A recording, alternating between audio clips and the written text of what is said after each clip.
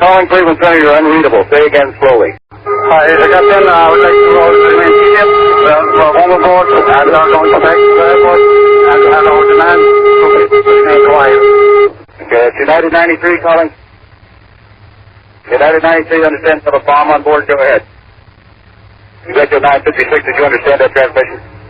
Affirmative, he said there was a bomb on board. United 93, Cleveland, do you still hear the center? United 93, do you still hear Cleveland? We did not start this war, so understand responsibility for every single casualty in this war, whether they're innocent Afghans or innocent Americans, rest at the feet of the Al-Qaeda and the Taliban. This is indeed the most tragic hour in America's history. And yet I think it can be its finest hour. Rebuild the city of New York and the World Trade Center to be even greater and more wonderful and more beautiful than it was before. Our hearts are broken, but they are beating, and they are beating stronger than ever. New Yorkers are unified. We will not yield to terrorism.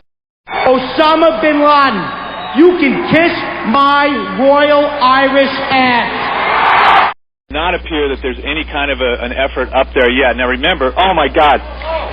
My God. That looks like a second plane.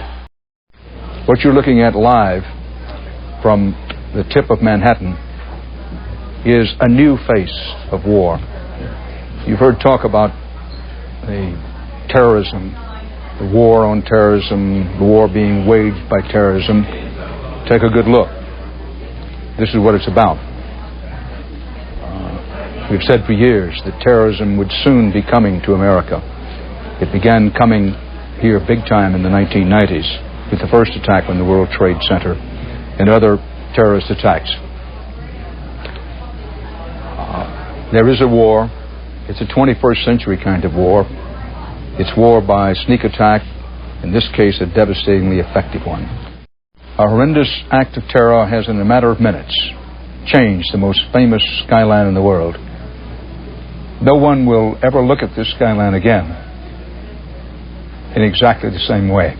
We know of certain knowledge that the Taliban leadership and Al-Qaeda are accomplished liars, that they go on television and they say things that we know are absolutely not true. Oh my God, there it goes!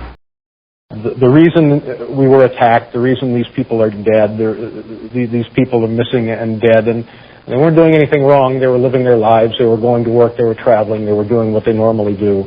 As I understand it, and my understanding of this is vague at best, another smaller group of people stole some airplanes and crashed them into buildings. And we're told that they were zealots fueled by religious fervor.